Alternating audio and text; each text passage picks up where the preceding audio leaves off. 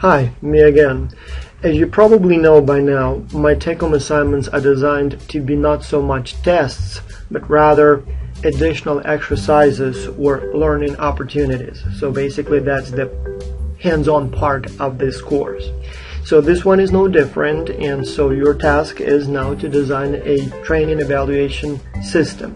And so in case you're still a little confused as to what I expect after the video lecture, I thought I would create this short 5-minute video to give you a better idea. So you will be evaluating training at the levels of reactions, and then deeper at the levels of learning, behavior, and results, as well as return on investment. As you understand, just because somebody's happy with the training, it doesn't mean that the training is effective or actually leads to better performance.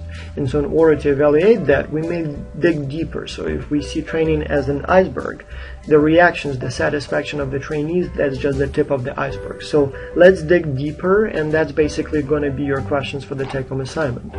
So first you will be asked to look at the reactions and just basically ask if the employees are happy. This one's easy. The only question is, how do you measure that? Would it be some kind of questionnaire where people just have to provide open feedback, or would it be a 1 to, let's say, 7 scale where 1 is not happy at all, 7 is very happy? Would you ask how useful the trainees perceive the training to be? Things like that. So usually this is what trainers or organizations evaluate. The only challenge here is that all those questions basically are perceived by the trainees as the question, did you have fun? And again, you might want to modify a question and just go beyond that fun part. And as I said, ask about, did you feel it was useful? Do you think it's going to improve your performance in the future? Do you think your colleagues think it's going to improve their performance? That kind of stuff. So if you want to really measure it properly, ask those open-ended questions. It may also be a good idea to ask for feedback and suggestions. Now, it may be a good idea, if your resources allow it, to have a control group.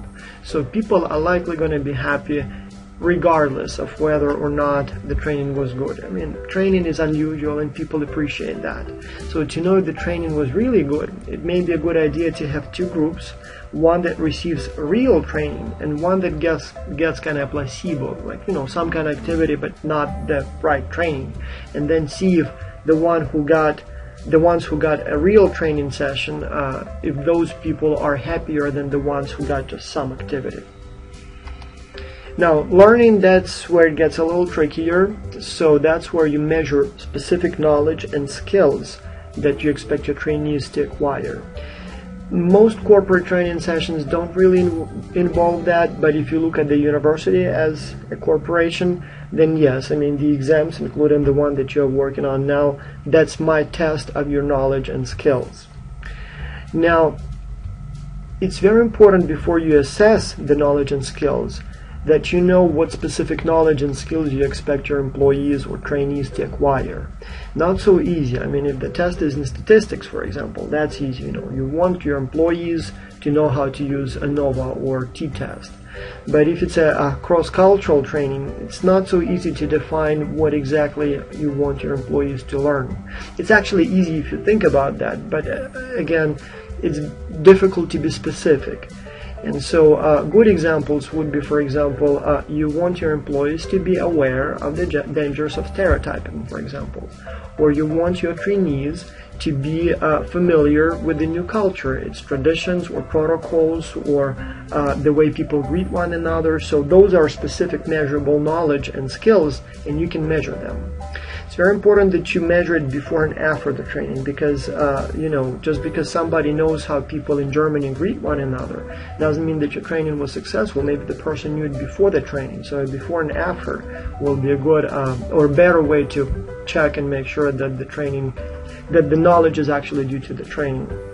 Also, don't make the mistake of asking people if they think they know the answer. Ask them the question and ask them for the answer. Just like in that example with the IQ or CQ. So instead of asking, to what extent did you learn multiplication? Just ask them what 2 times 2 is and see if they know the answer. Rather than asking, to what extent do you know or are you familiar with the way people in Japan greet one another? Just ask them, show me how people in Japan greet one another, and see if they actually know the answer. In addition to before and after, it may be a good idea to also use a control group, because just because someone knows the answer today and didn't know it a week ago, maybe not necessarily due to the training, but maybe the person just talked to someone on the street who told him the answer, or maybe the person was reading some books and now knows the answer. So the control group may give you a better estimate whether or not the effect is due to the training or just due to maturation effect. Behavior. Well, obviously you want people to have that knowledge not just for the sake of knowledge, but because you hope that in the light of this new knowledge people will behave differently. And so this unfortunately is something that is virtually never measured by organizations, and maybe one of the reasons for that is because it's not so easy to establish a link between training and behavior, though not impossible. So in order to do it right, first you need to know what specific behaviors you seek. Like, for example, you may want to train your people to be less confrontational, so have, for example, fewer conflicts in a given week. Or maybe you want your employees to communicate more frequently. Again, it's a behavior, frequency of communication. Or maybe you want them to spend more time dealing with the customers. Those are measurable behaviors. You just look at the frequency of the conflict or number of minutes the employee spends with the customer, that kind of stuff, and you get a very good indication as to whether or not the behavior that you seek is occurring. It's better to look at the before and after, because again, whatever you observe may not be due to the training, but may be due to the personality of the person. So if you do a before and after, you see there is actually a change.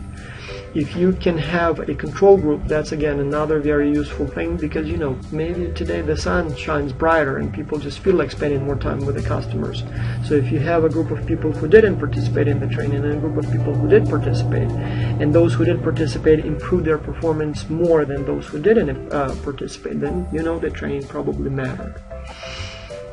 Results virtually never assessed in the organizations, partly because it takes time before you can see the results, usually at least several months and maybe even a few years.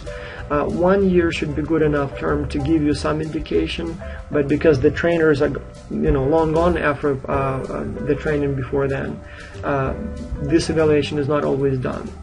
But it's not impossible, so again, know what kind of behaviors or results you want to see. So is it improved sales numbers, or is it improved profitability of the company, or is it more units manufactured, or is it fewer complaints from the customers, or any other type of tangible result, things that have a direct effect on your organizational profitability, for example.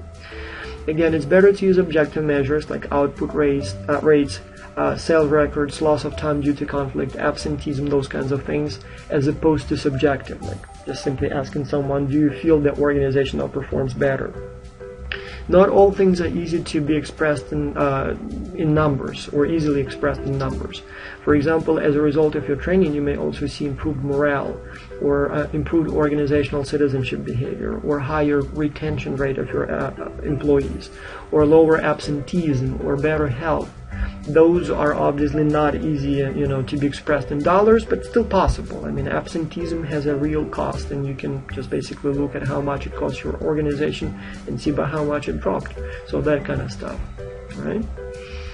Finally, return on investment. Well, it's easy to do mathematically. You just take all the cost, and you take all the improvements in the profitability, and you divide the latter one by the former one. And so if your organization now makes an extra $1 million in profits, and the training cost you $100,000, that means that for each dollar you invested in training, you got $10 in return. The tricks here, or the challenges here, is that not all the expenses that go into training people see. Usually people know how much they paid the trainers, the coaches, but they don't recognize that, for example, they have to pay for the time of the employees who go through the training. They have to pay maybe for the facilities, for the electricity, water in that room, sometimes for transportation. So those are all parts of the training cost. The same thing in terms of the output. Well, the easiest is to just simply look at what was the profits of the company last year and what are they now, and see if there is any improvement. But obviously maybe the economy is in a better shape now, maybe something else changed, maybe it's a new manager, not the training that is making the difference. So in addition to the before and after, if you can, it would be a good idea to have a control group. Like, for example, you have multiple subsidiaries, and so you deliver training at some of them and don't deliver at others, and then see if there was a difference in the profitability changes from last year to the next year, for example. But those are the basic ideas. All right? Hopefully that helps you. Bye.